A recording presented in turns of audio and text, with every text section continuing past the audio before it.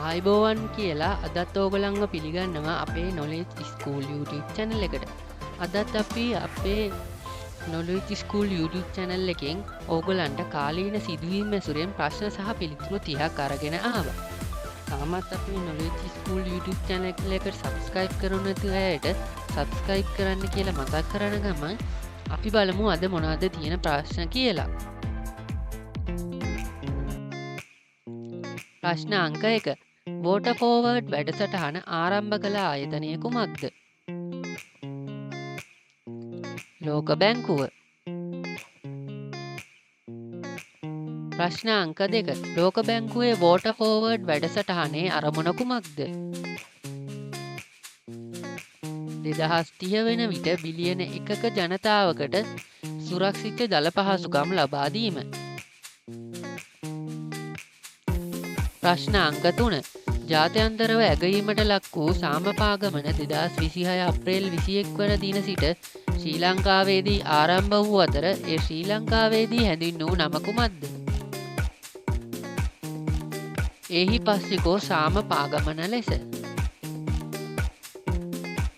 ප්‍රශ්න අංක 4. එහි පස්සිකෝ සාමපාගමන සඳහා නායකත්වය දෙන සාමීන් වහන්සේ කවුද? පූජ්‍ය පඤ්ඤාකර සාමීන් වහන්සේ. ප්‍රශ්න අංක 5. එහි පස්සිකෝ සාමපාගමන ආරම්භ වූයේ කුමන ස්ථානයෙන්ද? ඓතිහාසික දඹුලු පූජනීය පුදබිමෙන්. ප්‍රශ්න අංක 6. ඕස්ට්‍රේලියාවේ යුද හමුදා ඉතිහාසයේ ප්‍රථම වරට යුද හමුදාපති තනතුරට පත් වූ කාන්තාව කවුද? සුසාන් කොයිල්. ප්‍රශ්න අංක 7. හංගේරියාවේ පාර්ලිමේන්තු මැතිවරණයෙන් ජයග්‍රහණය කළේ කවුද? පීටර් මාගියාර්.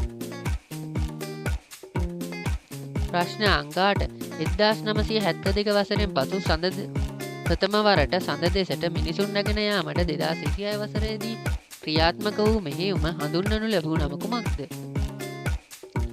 ආටිමිස් 2. ප්‍රශ්න අංක 9.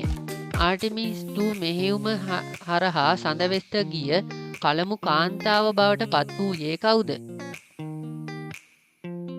Christina Koch. ප්‍රශ්න අංක 10. ලෝ විශාලතම ගෑස් නිධිය කුමක්ද?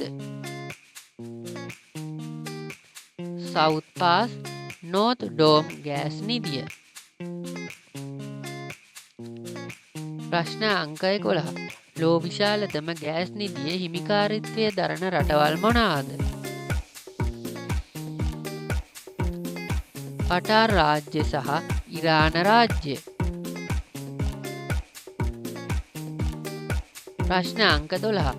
ඊශ්‍රායලය සහ ඇමරිකාව විසින් ඉරානය වෙත ප්‍රහාර එල්ල කරමින් පෙබරවාරි මාසයේදී ආරම්භ කළ මෙහෙයුම් හඳුන්වනු ලැබූ නම කුමක්ද? Operation Roaring Lion. ප්‍රශ්න අංක 13.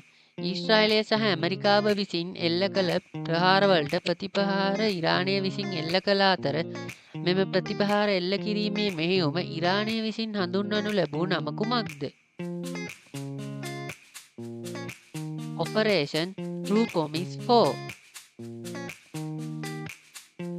ප්‍රශ්න අංක 14.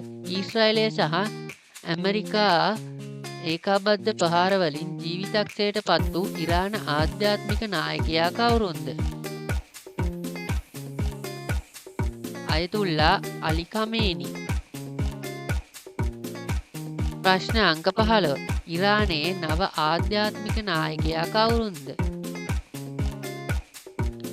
මොජ්තබා කමේනි. ප්‍රශ්න අංක 16. ශ්‍රී ලංකාවේ ජාත්‍යන්තර මුහුදු සීමාවට ආසන්නයේදී ඇමරිකානු සබ්මැරීනයක් මගින් එල්ල කළ ටෝපිඩෝ ප්‍රහාරයක් මගින් මුහුදුබත් වූ යුද නෞකාව කුමක්ද? අයිරිෂ් ඩේනා නෞකාව. ප්‍රශ්න අංක 17. අයිරිෂ් ඩේනා නෞකාව කුමන නාවික හමුදාවට අයත් නෞකාවක්ද? ඉරාන නාවික හමුදාවට. ප්‍රශ්න අංක 18. ඉරානයට පිටත් වීමට නොහැකිව ශ්‍රී ලංකාවේ ජාත්‍යන්තර මුහුදු සීමාවට ආසන්නයේ නැංගුරම් දාමා තිබියදී ශ්‍රී ලංකාවට බාරගත් ඉරාන නෞකාව කුමක්ද? අයිරිෂ් බුෂර් නෞකාව. ප්‍රශ්න අංක 19. ඉරානයේ ප්‍රධානතම ඛනිජ තෙල් අපනයන මධ්‍යස්ථානය ලෙස ක්‍රියාත්මක වන දූපත කුමක්ද? කාක් දූපත. ප්‍රශ්න අංක 20. 42 වැනි විගණකාධිපති ලෙස පත් වූ මෙරට එම ධූරයට පත් ප්‍රථම කාන්තාව කවුද? සමුදිකා ජයරත්න මහත්මිය. ප්‍රශ්න අංක 21. ශ්‍රී ලංකාවේ ජාතික උරුමයක් ලෙස ප්‍රකාශයට පත් කළ ශ්‍රී ලංකාවේ විශාලතම නාවනාන්තරය කුමක්ද? ජාතික නාමල් උයන. ප්‍රශ්න අංක 22. බංගලාදේශයේ නව අගමැතිවරයා ලෙස තේරී පත් වූයේ කවුද? තාරික් රහ්මාන්. ප්‍රශ්න අංක 23. නේපාලයේ නව අගමැතිවරයා ලෙස තේරී පත් වූයේ කවුරුන්ද? බාලේන්ද්‍ර ෂා. ප්‍රශ්න අංක 24. ලෝ විශාලතම ද්‍රව ස්වභාවික ගෑස් පිරිපහදු මධ්‍යස්ථානය කුමක්ද? රස් ලැෆාන්. ප්‍රශ්න අංක 25. රස්ලෆාන් පිරිපහදු මධ්‍යස්ථානය පිහිටා තිබෙන්නේ කොහේද? කටාර් රාජ්‍යයේ. ප්‍රශ්න අංක 26. ලොව විශාලතම තෙල් පිරිපහදු කරන්නා කවුද?